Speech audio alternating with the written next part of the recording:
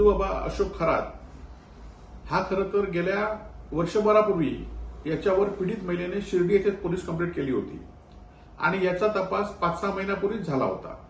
परंतु या सरकारमध्ये जे 2-3 पक्ष आहेत या पक्षातले अनेक लोक या भोंदूबाबामुळे अडचणीत येणार होते. म्हणून गृह खात्याने या प्रकरणाची तपासाची लोकांपुढे आणण्याचं काम हे नगरपालिका, महानगरपालिका आणि जिल्हा परिषद निवडणुकी झाल्यानंतर हे आलेलं आहे आणि त्यामुळे उजेडात आलेलं आहे.